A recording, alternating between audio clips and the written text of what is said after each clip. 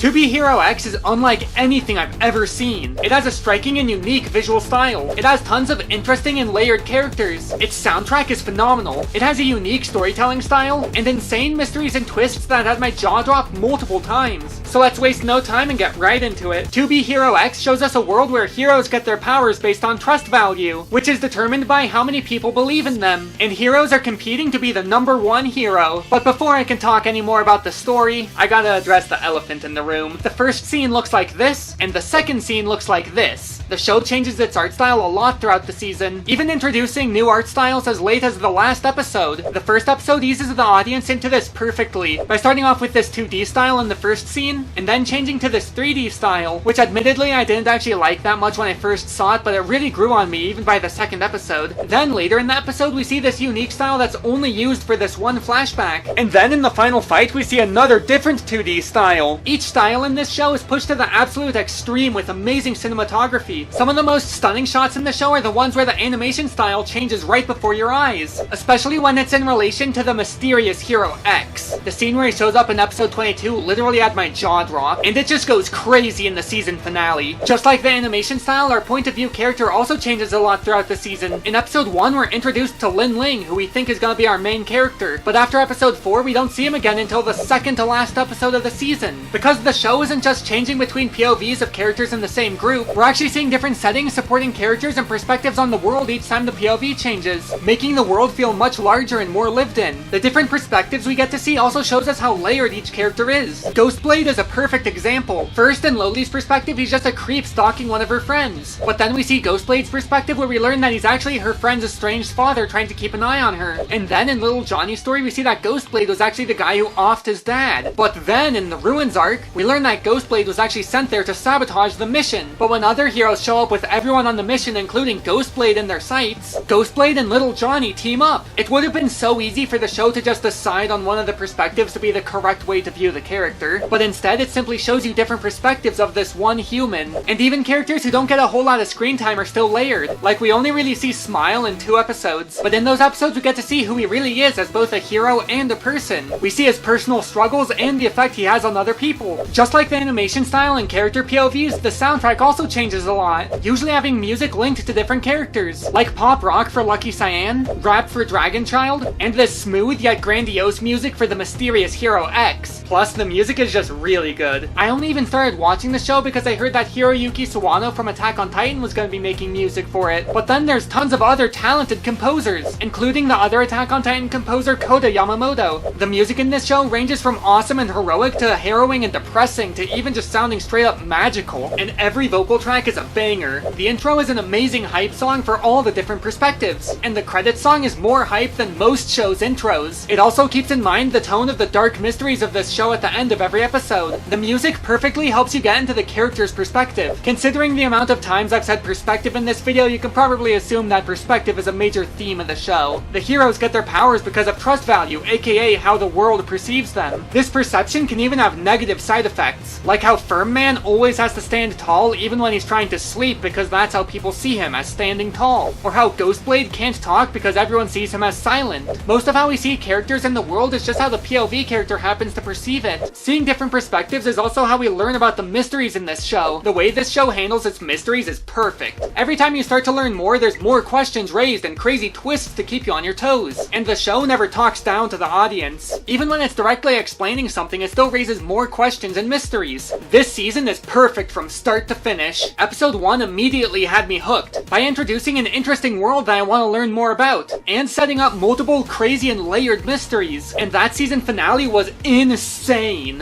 It has what I think is the most energetic and creative action scenes I've ever seen. Every episode left me wanting to see more, and I'm super excited for season 2. Thanks for watching to the end of the video. Be sure to subscribe so you don't miss the next epic video, and I'll see you all next time. Catch me if you can. There's no turning back.